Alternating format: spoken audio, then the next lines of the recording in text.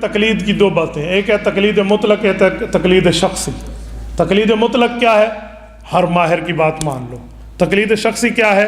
ایک مذہب فروعاً و اصولاً مانو۔ دونوں کے دلائل ہیں۔ پہلے تقلید مطلق پہ آتے ہیں، مجتہد کی بات ماننی چاہیے، پھر شخصی پر آؤں گا۔ تو پہلے قرآن کریم میں ہے، سورۃ فاتحہ اٹھا لیں، اہدنا الصراط المستقیم صراط الذین انعمت علیہم۔ اللہ فرماتے ہیں انعمت علیہم کے راستے پہ چلو۔ انعمت علیہم کون ہے؟ خود قرآن کہتا ہے من النبیین والصدیقین والشہداء والصالحین، سورۃ نمبر 4 سورۃ النساء نمبر 69۔ رب کریم نے واضح فرما دی ہے کہ اس سے مراد کیا ہے؟ انبیاء ہے، صحابہ ہیں، شہداء ہیں، اولیاء ہیں، چاروں ہیں۔ نبی بھی ہے، صحابی بھی ہے، شہید بھی ہے اور ولی بھی ہے۔ ان چاروں میں سے آپ نے بات ماننی ہے۔ تو یہ چاروں کی بات جو مانیں گے تو کیا ہوگی؟ امتی کی بات مان لی نا تم نے، تو ماہر کی بات ماننا، یہی تو ہم ثابت کر رہے تھے، قرآن کریم نے بتا دیا، تو بہت اچھا ہے۔ اچھا، یہ چاروں چیزیں ہمارے نام میں موجود ہیں، نبیین والصدیقین والشہداء والصالحین۔ نبیین انبیاء سے، والصدیقین صحابہ سے، توجہ، والشہداء شہداء سے، والصالحین اولیاء سے۔ ہمارے نام میں بھی چار چیزیں ہیں، اہل سنت والجماعت، احناف دیوبند۔ اہل سنت من النبیین، والجماعت صحابہ، والصدیقین، والشہداء چاروں اماموں میں امام سب شہید ہیں، تو والشہداء احناف، والصالحین دیوبند سے بڑا بزرگ کہاں سے لاؤ گے؟ ٹھیک ہے، تو ہمارے نام میں بھی ہے۔ اور میرے دوستو، دلیل میں دوسری دلیل میں اگر آپ آئیے تو قرآن کریم میں رب کریم فرماتے ہیں یا ایھا الذین آمنوا اطیعوا اللہ واطیعوا الرسول واولی الامر منکم۔ خدا کی مانو، مصطفیٰ کی مانو، اولی الامر کی مانو۔ اولی الامر کون ہے؟ کوئی بندہ کہہ دے کوئی اولی الامر ہے، کیسے مانیں گے؟ تو بھائی قرآن اترا حضور پہ ہے، سنا پیغمبر کے صحابہ نے، آؤ صحابہ کرام سے پوچھتے ہیں بتاؤ اولی الامر کون ہے؟ تو اس صفحہ نمبر 12 پر آپ کے سامنے تفسیر ابن ابی حاتم الرازی جلد نمبر 3 صفحہ 69 کا والا موجود ہے۔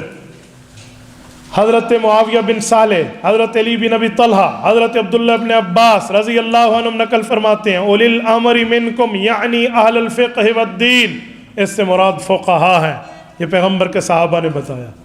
ٹھیک ہے، آگے آئیے، حضرت عبداللہ بن عباس کی ایک اور روایت، حضرت جابر بن عبداللہ رضی اللہ تعالیٰ عنہم کی روایت، اور امام حسن، امام عطا، امام مجاہد، یہ امت کے صحابہ اور تابعین، پیغمبر کے شاگرد اور شاگردوں کے شاگرد بتاتے ہیں انہم اولو الفقہ والعلم، اس سے مراد فقہا ہے۔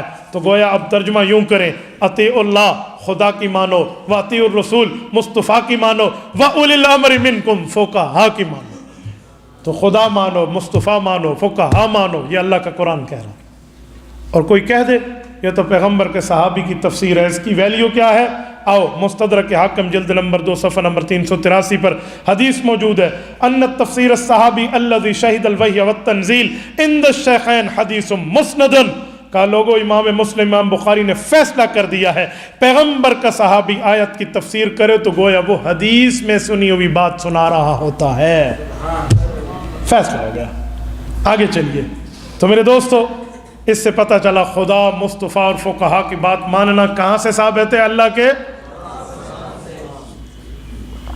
اس آیت پر ایک معرکۃ الاراء اعتراض ہوتا ہے۔ معرکۃ الاراء کیا ہے؟ آراء رائے کی جمع ہے، معرکہ جنگ کو کہتے ہیں جس میدان میں رائے جنگ لڑتی ہے، دلیلیں جنگ لڑتی ہیں، یہ معرکۃ الاراء ہے۔ کیا ہے؟ وہ کہتے ہیں مولوی صاحب آپ اس آیت کو پورا پڑھو۔ بھائی پورا پڑھا دیں۔ آگے لفظ ہے فَإِن تَنَازَعْتُمْ فِي شَيْءٍ فَرُدُّوهُ إِلَى اللَّهِ وَالرَّسُولِ۔ لسن، توجہ رکھنا، میں 100% توجہ مانگ رہا ہوں۔ فَإِن تَنَازَعْتُمْ فِي شَيْءٍ فَرُدُّوهُ إِلَى اللَّهِ وَالرَّسُولِ کا قرآن کریم میں ہے۔ رب فرماتے ہیں اگر تمہارا اختلاف پڑ جائے تو خدا، مصطفیٰ، فقہا کی بات مانتے اختلاف پڑ جائے تو اللہ رسول سے فیصلہ کرا لو۔ تو منکر تقلید میں کہتے ہیں مولانا اب 4 فقہا میں اختلاف پڑ گیا ہے، حنفی مانے، شافی مانے، حنبلی مانے، مالکی مانے، تو جب اختلاف پڑ گیا فَإِن تَنَازَعْتُمْ ہو گیا فَرُدُّوهُ إِلَى اللَّهِ وَالرَّسُولِ، واللہ اللہ رسول سے پوچھ لو، فقہا کو چھوڑ دو۔ نہیں سمجھے؟ سمجھے؟ شکر شکر۔ اب یہ اعتراض جب آئے نا، بڑے بڑوں کو ایسے پسینہ آ جائے گا جنہیں تقلید پر مہارت نہیں ہوگی، تو اس لیے کہتا ہوں ماہر بنو، چراغ سے چراغ جلتا ہے۔ آپ ایسے فضول اعتراض کو یوں اڑانا دیکھو نا، جیسے ان کی فضولیات پر دلیل دیتے ہوئے کہہ رہا ہوں جو ان کا فضول ہے، ورنہ آیت تو ہمارے سر کا حصہ ہے۔ ہم اس فضول کو یوں اڑاتے ہیں جیسے چٹیل میدان میں فٹ بال کو کک لگائی جاتی ہے کہ تمہارا اعتراض ہے کیا اور تم کیسے لے کر آئے۔ کسی بچوں کو جا کر خراب کر لو، مبتدی کو جا کر کہہ دو ایران توران میں ادھر ادھر کی باتیں، دلیل آ رہی ہے دلیل، مثلا پورا یہ سرگودا لاہور روڈ بند کر دیا جائے اور ایک بندہ کہے مال آ رہا ہے مال آ رہا ہے مال آ رہا ہے، ہٹو، وہ دیکھو تو ایک آدمی مریل بھیڑ پکڑ کے آ رہا ہو، ہم کہیں گے شرم کریے مال ہے، وہ کہے گا مال تو ہے نا یار۔ تو یہ بھی ایسے دلیل آ رہی ہے دلیل آ رہی ہے، اعتراض آ رہا ہے، یوں کر کے بچوں کو اب میں بتاتا ہوں اس کا مال کیا آ رہا ہے۔ یہی بات ہے کہ خدا مصطفیٰ اور فقہا کی مانو، اختلاف پڑ جائے تو اللہ رسول سے فیصلہ کرو، یہی کہنا چاہتے ہیں؟ جی ہاں۔ میرا پہلا سوال، خدا مصطفیٰ اور فقہا کی مانو، تم نے پہلے مانی ہے؟ تم نے تو شروع سے فقیہ کو مانا ہی نہیں ہے۔ تو پہلے یہ بتا، تو نے پہلے ٹکڑے پہ عمل کیا ہے؟ اگلا ٹکڑا تو میں حل کرتا ہوں۔ نمبر 2، بچو اس آیت کی تفسیر بھی پڑھ لیتا، اپنے بڑوں سے سمجھ لیتا، قرآن کی تفسیر لکھنے والے مفسرین سے پوچھ لیتا۔ آیت ایک ہے اور حکم 2 ہیں، یہ تجھے نہیں پتا، تو تفسیر والوں کے پاس آ، مفسرین کے پاس آ، جو آیات کے ماہرین ایکسپرٹ ہیں ان سے جا کر پوچھ کہ آیت کیا ہے، حکم کس کو ہے۔ یہاں آیات میں 2 حکم دیے جا رہے ہیں، ایک عامی بندے کو اور ایک مجتہد کو۔ آپ کہیں گے کیسے؟ مجتہد کو حکم اور عامی کو حکم؟ جی ہاں، امام ابو بکر جساس کی تاریخ دیکھنا، تفسیر دیکھنا چاہو تو تفسیر جساس کھول لو، جلد نمبر 2، وہاں یہی لکھا ہوا ہے۔ اور اگر میری نمان اپنے گھر کی گواہی لینا چاہ تو نواب صدیق حسن خان کنوجی، اس نواب صاحب کی کتاب اٹھا، تفسیر فتح البیان کی جلد نمبر 2 کا صفحہ 308 کھول، وہ بھی یہی لکھتا ہے کہ حکم 2 ہے۔ کہا جی 2 کیسے ہیں؟ اطیعوا اللہ واطیعوا الرسول واولی الامر منکم، یہ عوام کو حکم ہے، خدا مانو، مصطفیٰ مانو، فقہا مانو۔ اب فقہا کو حکم ہے کہ فَإِن تَنَازَعْتُمْ فِي شَيْءٍ، اے جماعت فقہا، اے ماہرین، اگر تمہیں مسئلہ بتاتے وقت کوئی اختلاف کا صاحب نہ ہو تو فَرُدُّوهُ إِلَى اللَّهِ وَالرَّسُولِ، قرآن اور حدیث سے فیصلہ کرارو، رد إِلَى اللَّهِ وَإِلَى الرُّسُولِ کر لو، اللہ اور اللہ کے رسول سے فیصلہ کرا لو تو آپ کو سمجھ آئے گا۔ سنو، امام ابو بکر جساس احکام القرآن جلد نمبر 2 صفحہ 299 پہ لکھتے ہیں، فرمایا وَقَوْلُهُ تَعَالَى عَقِيبَ ذَلِكَ فَإِن تَنَازَعْتُمْ فِي شَيْءٍ فَرُدُّوهُ إِلَى اللَّهِ وَالرَّسُولِ يَدُلُّ عَلَىٰ أَنَّ أُولِي الْأَمْرِ هُمُ الْفُقَهَاءُ لِأَنَّ أَمْرَ سَائِرِ النَّاسِ بِطَاعَتِهِمْ ثُمَّ قَالَ فَإِن تَنَازَعْتُمْ فَأَمَرَ أُولِي الْأَمْرِ برد المتنازع فيه إلى كتاب الله وسنة نبيه إذا كانت العامة ومن ليس من أهل العلم ليست هذه منزلتهم لأنهم لا يعرفون كيفية الرد إلى كتاب الله والسنة ووجوه دلائلهما على أحكام الحوادث فثبت أنه خطاب للعلماء۔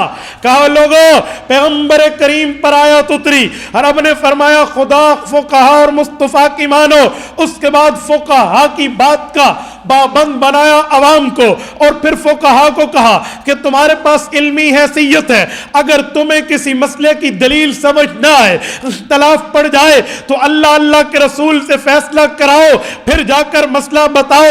یہ حکم عوام کو نہیں ہے، کیوں؟ فرمایا اذا کانت العامہ ولیست منزلتہم لا يعرفون کیفیت الرد الى کتاب اللہ والسنہ۔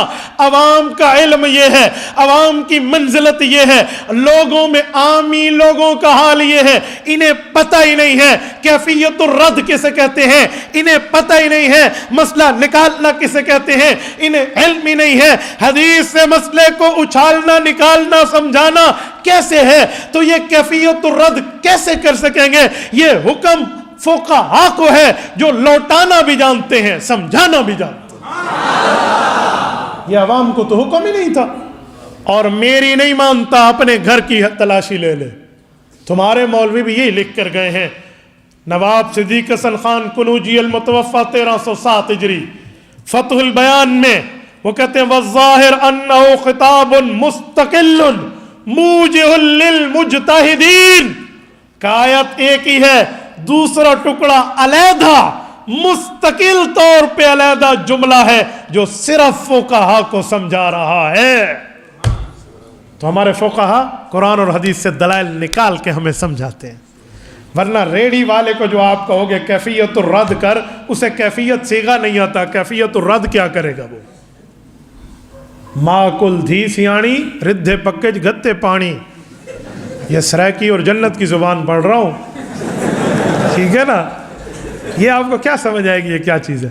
وہ کہتے ہیں ماں سے بیٹی عقل مند بن گئی تو جس دن بیٹی زیادہ عقل مند بنے گی وہ پانی زیادہ اٹھا کر پکے پکائے میں ڈال دے گی۔